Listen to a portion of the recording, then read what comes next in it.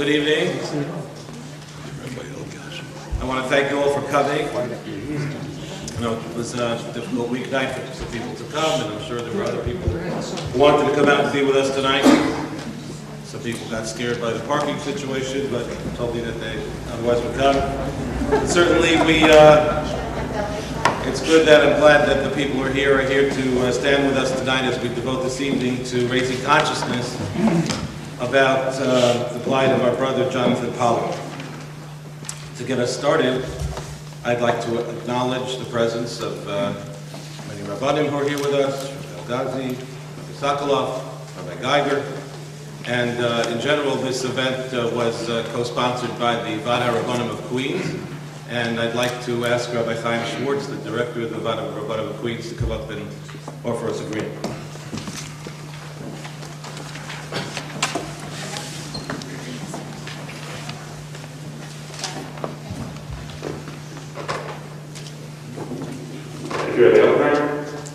On behalf of the Vad HaRabbanim of Queens, I'd really like to thank everybody for making this effort to come here tonight. This is something which has been in our consciousness for many, many years.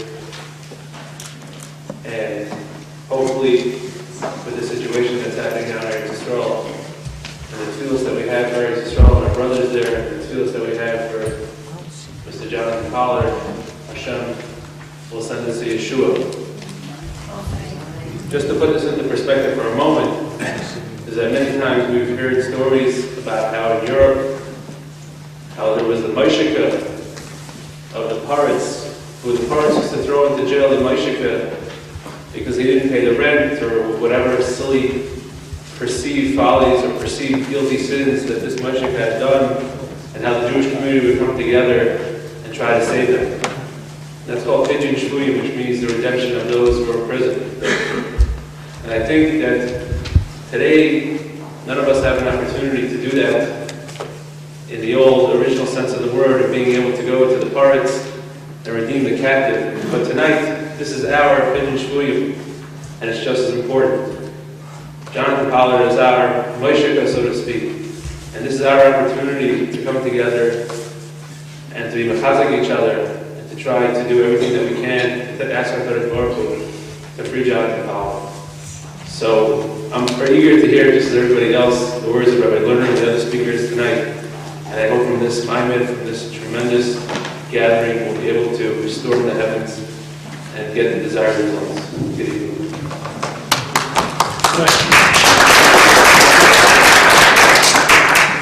Thank you. I'd also like to acknowledge the presence of Jack Fenster, the president of the Queens Jewish Community Council, with us tonight.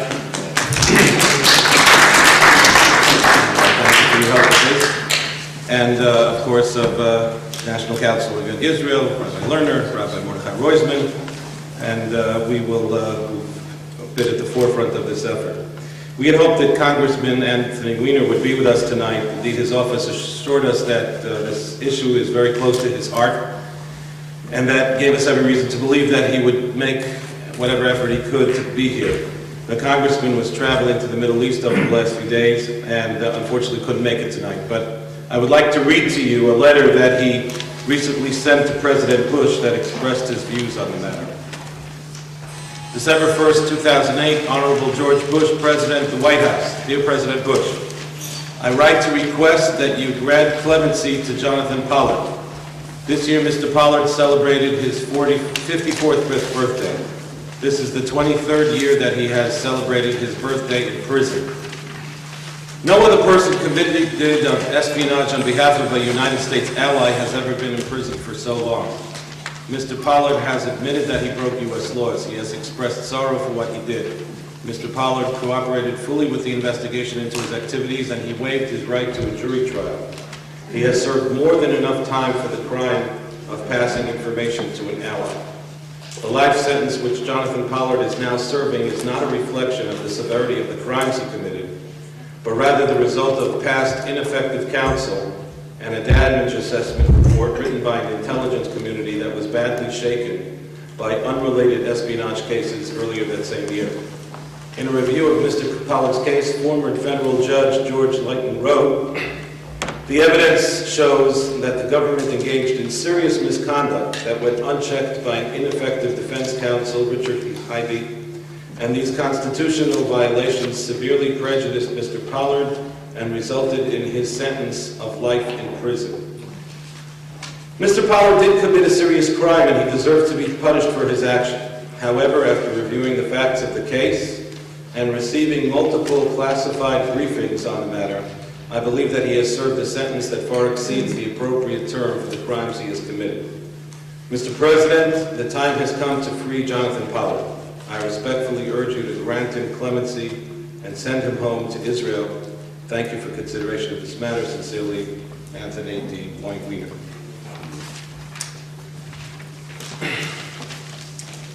As a rabbi, especially rabbis speaking from the podium that I'm used to speaking from, my thoughts always drift to the Parshat HaShavua, to the weekly Torah reading, and today's no exception.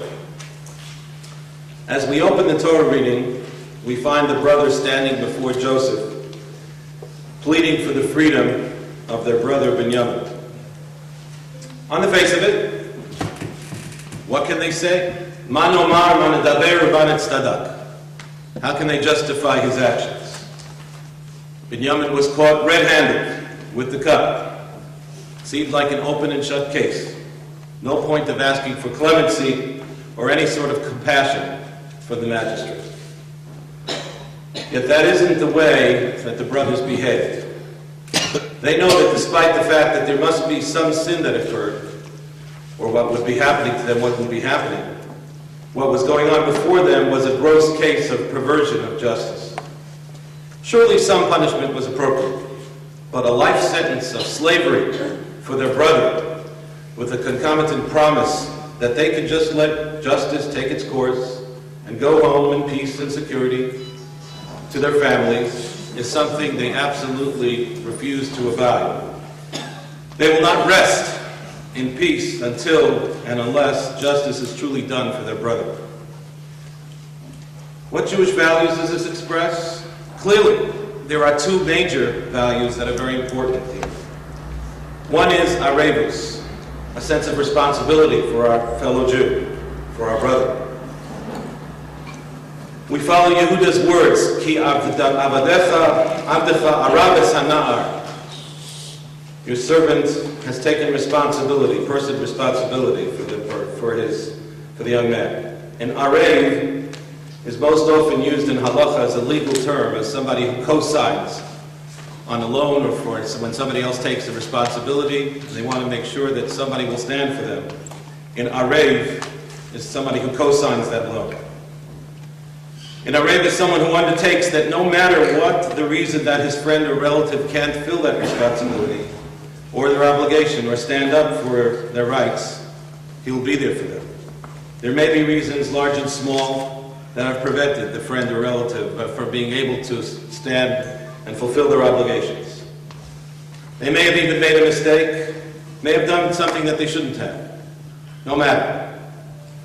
He's the brother and will stand there and assume the responsibility with them. The other fundamental Jewish value is hakaras hatov, recognition of good, acknowledging that we are in the debt of another, and seeking, therefore, to return the favor. Again, life is complicated. Things aren't always black and white. But a benefit gained is a good owed, and this cannot and must not be ignored. When I was asked to speak tonight, I, like many people, began to think about this case and wondered, why should I be so concerned for this one Jewish prisoner? After all, there are many Jewish prisoners in the United States, in Israel, elsewhere. Did he not commit a crime, perhaps treason?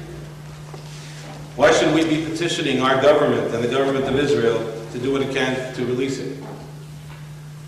But as I looked into this case and heard from many, this is far from a simple matter. Jonathan Pollard committed a crime, yes, but he did so in order to save the Jewish people. Much of the information that Israel received through him, information that by many accounts they were entitled to and was unfairly being withheld from them, was critical in protecting Jewish lives. It was purportedly vital in allowing Israel to be able to destroy the nuclear reactor in Osirak in 1981. It was something that we all benefited from, whether or not the method was used was appropriate. Furthermore, as we heard from the letter I just read from Congressman Wiener, and as we will still hear from Rabbi Lerner, the process by which he was sentenced and remains in prison was tainted and seems to go beyond his personal actions and perhaps reflects on us all. I look forward to hearing from Rabbi Lerner, who has devoted much of his life for many years now to this cause, and much more about the particulars of this case. But I know enough to know, as a matter of arevus and of hakaras hatov, that we need to do what we can to effect his release at this time. Furthermore, my sister Naomi, who some of you remember from her concert that she did at the shul about a year ago, is the personal secretary of Rav Mordechai Eliyahu Shlita, the former Rav Rashi of Israel. Despite being weak and infirm, this great tzaddik and very wise man has devoted great efforts to working for Jonathan's release and giving him chizuk and encouragement. About 4 years ago, Naomi visited Jonathan together with the Rav and Rabbi Lerner, and it was a life-changing experience for her. She's in constant contact with Esther Pollard, and even wrote a special song to raise consciousness for him. With the backing of Rav Eliyahu, with the current chief rabbis of Israel, as well as many other great rabbanim who have encouraged us to work on Jonathan's behalf, surely we must do what we can at this propitious time before President Bush leaves office to bring about his release. Just this week, President Bush's courageous stand by giving Israel the green light to do what it needs to do in order to defend itself from Hamas, he's proved himself yet again as a true friend of Israel. Surely, if he sees just how important this is to all of us, he will view our request kindly, and Hashem will guide him to make the right decision. As I said before, Rabbi Lerner, Executive Director of the National Council of Young Israel, is a man who, despite an incredibly busy schedule, has devoted himself to Jonathan's cause and is equipped as no one else to inspire us this evening. He's a great lover of Israel, a great doer, whose heart is open for all Jews to be there for them in their time of need. Truly, Rabbi Lerner is the epitome of an arev, or person who takes his Jewish responsibilities very seriously. We hope to be inspired tonight to daven, to say Tehillim, and to do what we can to encourage ourselves and to tell others who are not here tonight about the responsibility that we have and the opportunity that we have to do something for Jonathan Pollard. It is with great honor that we call upon Rabbi Lerner to address us.